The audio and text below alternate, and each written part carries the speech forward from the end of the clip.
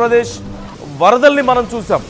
ఆ తర్వాత మన చైనా సరిహద్దుల్లో వచ్చినటువంటి వరదలు మనం చూసాం. నేపాల్ చైనా సరిహద్దుల్లో వచ్చినటువంటి వరదలు, అలాగే చైనాలో ప్రావిన్సులు కొట్టుకుపోయినటువంటి పరిస్థితి మనం చూసాం. జపాన్లో వచ్చినటువంటి భారీ భూకంపాలు మనం చూసాం. అసలు మొత్తం సర్వనాశనం అవుతుందంటూ అందరూ చాలామంది ఎక్స్పెక్ట్ చేశారు, అక్కడ భావించారు. కానీ త్రుటిలో పెను ప్రమాదం తప్పింది. జపాన్లో వరుసగా భూకంపాలు వారం రోజుల పాటు వణికించాయి. అక్కడ సునామీ హెచ్చరికల్ని చూసాం. చిన్న చిన్న ద్వీపాలని ఖాళీ చేయించడాన్ని మనం అక్కడ చూడొచ్చు. అలాగే ఐస్లాండ్లో మనం చూసాం భారీ అగ్నిపర్వత విస్ఫోటనాన్ని మనం చూసాం. ఇలా ఇప్పుడు అమెరికాలో మనం పరిస్థితులు అలాగే చూస్తున్నాం.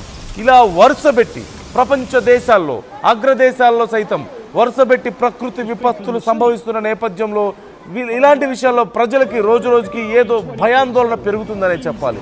ప్రపంచవ్యాప్తంగా ఇలాంటి ప్రకృతి విపత్తులకు కారణం ఏంటి? వరదలను ఎందుకు అంచనా వేయలేకపోతున్నారు? వర్షాలు ఏ స్థాయిలో కురుస్తాయో ఎందుకు అంచనా వేయలేకపోతున్నారు అనేది ఒక కీలకమైనటువంటి అంశం. అంటే అంచనాలకు మించి ప్రకృతి ప్రకోపిస్తున్నటువంటి తీరు మనం చూస్తున్నాం. ఈ నేపథ్యంలో అమెరికా ముఖ్యంగా వరుసగా ఏదో ఒక న్యాచురల్ డిజాస్టర్స్తో అల్లాడిపోతుంది. ప్రజలు తల్లడిల్లిపోతున్నటువంటి పరిస్థితి మనకు కనిపిస్తుంది. భారీగా ప్రాణ నష్టం, భారీగా ఆస్తి నష్టం, బిలియన్ డాలర్ల నష్టాన్ని మనం చూస్తున్నాం. ఓవైపు అమెరికా, ప్రపంచ దేశాలన్నీ కూడా చాలా దేశాలు యుద్ధాలతో సతమతం అవుతుంటే అమెరికా మాత్రం ఈ న్యాచురల్ డిజాస్టర్స్తో సతమతం అవ్వాల్సినటువంటి పరిస్థితి కూడా మనకు కనిపిస్తుంది. ఇలా వరుసగా చూస్తూనే ఉన్నాం. సెంట్రల్ టెక్సాస్లో మనం చూసాం, జూలైలో వచ్చినటువంటి వరదలే సెంట్రల్ టెక్సాస్ మొత్తం ఫ్లడ్స్ అంతా కూడా పూర్తిగా ఆ ప్రాంతాన్ని తల్లక్రిందులు చేసినటువంటి పరిస్థితి మనం చూసాం. అలాగే ఇదే 2025లో మార్చిలో వచ్చినటువంటి సదరన్ స్టేట్స్లో వచ్చినటువంటి ఒక భారీ టోర్నడో మనం చూసాం. దానివల్ల భారీగా 6.25 బిలియన్ల నష్టం జరిగిందంటే ఎంత భారీ నష్టమో మనం అర్థం చేసుకోవచ్చు. అదే 2025లో సదరన్ కాలిఫోర్నియా వైల్డ్ ఫైర్ని కూడా మనం చూసాం. మొత్తం కాలిఫోర్నియా అంతా కూడా ఆహుతైపోయినటువంటి పరిస్థితి, అడవులన్నీ కూడా దగ్ధమైపోయినటువంటి పరిస్థితి. అక్కడ కూడా అంతే, బిలియన్ డాలర్ల నష్టం, 250 బిలియన్ డాలర్ల నష్టాన్ని అక్కడ కాలిఫోర్నియా వైల్డ్ ఫైర్ నమోదు చేసిందంటే ఎంత భారీ నష్టమో మనం అర్థం చేసుకోవచ్చు. ఇక 85 బిలియన్ డాలర్ల నష్టం హరికేన్ మిగిల్చింది ఫ్లోరిడా, జార్జియాలో. మరోవైపు అలాంటి హరికేన్ పరిస్థితులే మనం Florida, Georgia, south California, north California, Tennessee, మనం ఓహియో, ఇలా చాలా ప్రాంతాల్లో మనం చూస్తూనే ఉన్నాం. అలాగే 2024లో కూడా ఇలాంటి పరిస్థితులే మనం చూసాం. టోర్నడో అవుట్ బ్రేకింగ్ జరిగింది సదరన్ యునైటెడ్ స్టేట్స్లో, అలాగే మిడ్ వెస్టర్న్ యునైటెడ్ స్టేట్స్లో జరిగినటువంటి నష్టం 7.3 బిలియన్ డాలర్లు భారీ నష్టాన్ని మనం చూసాం. ఇలా వరుసగా జరుగుతున్నటువంటి ప్రకృతి విపత్తులు అమెరికాని అతలాకుతలం చేస్తున్నాయి. ఏదైనా ప్రకృతి విపత్తు వస్తే బిలియన్ డాలర్ల నష్టం, వందల సంఖ్యలో ప్రజల ప్రాణాలు పోతున్నాయి. తిరిగి సాధారణ స్థితికి చేరుకునే లోపే మరొక ప్రాంతంలో ఇలాంటి పరిస్థితులు మనం చూస్తూనే ఉన్నాం. ఒకసారి అడవుల్ని కాల్చేసేటువంటి భయంకరమైనటువంటి వైల్డ్ ఫైర్ని మనం చూసాం. మరొకసారి భూకంపాన్ని చూస్తున్నాం, సునామీ హెచ్చరికలను చూస్తున్నాం, భయంకరమైనటువంటి వరదల్ని చూస్తున్నాం. అమెరికాని గత సంవత్సర కాలంలోనే 100 బిలియన్ డాలర్లకు పైగా నష్టం జరిగిందంటే అర్థం చేసుకోవచ్చు పరిస్థితి ఎంత దారుణంగా ఉందో. అమెరికాలో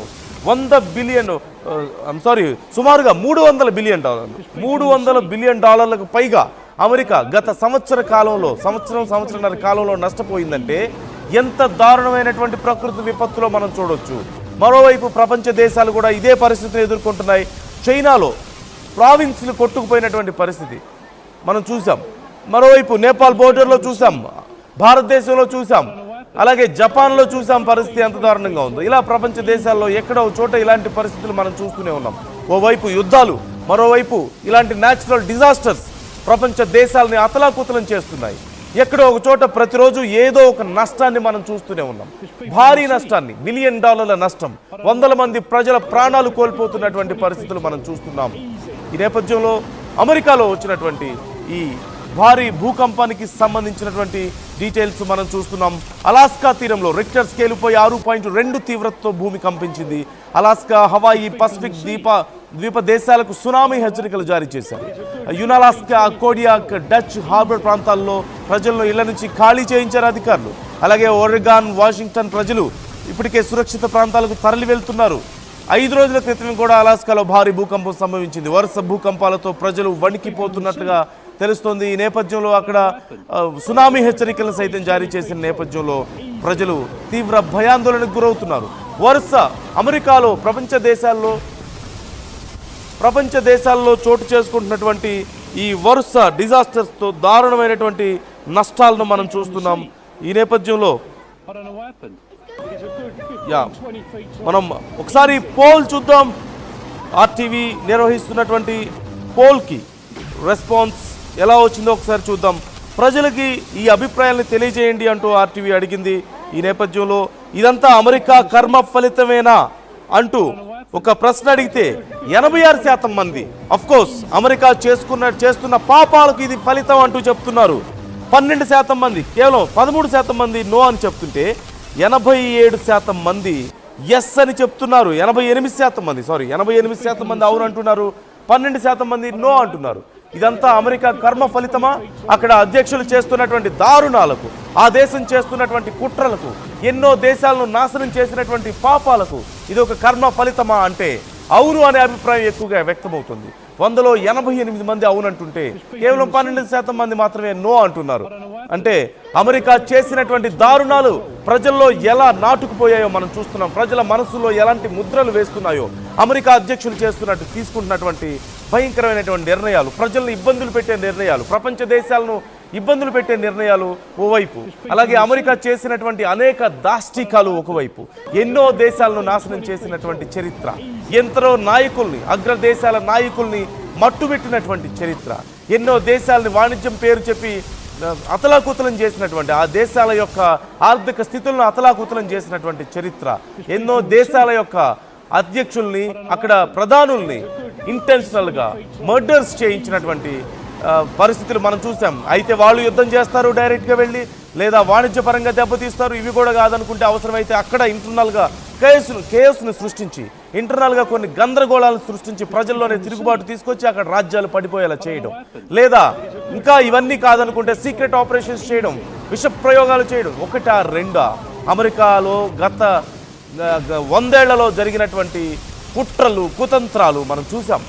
ఎక్కడ అడుగు పెట్టినా సరే వాళ్ళ స్వార్థం చూసుకుంటారు. ఎవరు ఎంత నష్టపోయినా పట్టించుకోరు. అలాంటి ఒక పరిస్థితి ఇలాంటి ఒక న్యాచురల్ డిజాస్టర్కి కారణమవుతుందనే అభిప్రాయం చాలా మంది ప్రజలకు ఉంది. కర్మ ఫలితాన్ని అనుభవిస్తున్నారు అంటున్నారు. 100లో 88% మంది అవునంటున్నారు. కేవలం 12% మంది మాత్రమే కాదంటున్నారు. మీరు కూడా మీ అభిప్రాయాలను తెలియజేయండి, కామెంట్ చేయండి. ఆర్టీవీతో మీ అభిప్రాయాలను షేర్ చేసుకోండి. అమెరికాలో ఈ భారీ డిజాస్టర్స్కి కారణం ఏంటి? వరుసగా అక్కడ కామెంట్ కూడా మనం చూస్తున్నాం. God gift to criminal America అంటూ ఒకరు కామెంట్ చేశారు. మన యూట్యూబ్లో కామెంట్ చేస్తున్నారు. గాడ్ గిఫ్ట్ టు అమెరికా అంటున్నారు, క్రిమినల్ అమెరికా అంటున్నారు. అంటే అమెరికా చేసినటువంటి కుట్రపూరిత చర్యలకు దేవుడు విధించే శిక్ష అంటున్నారు.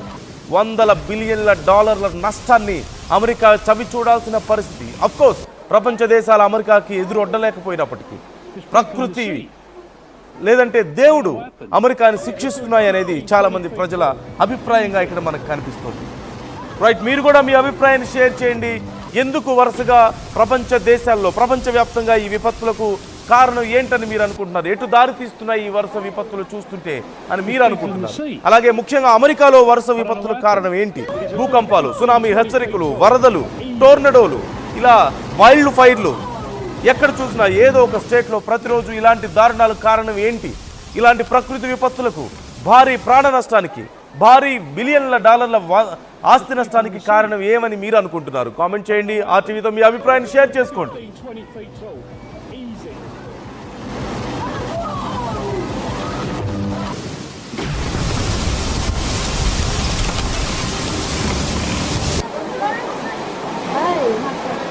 There's people in the sea.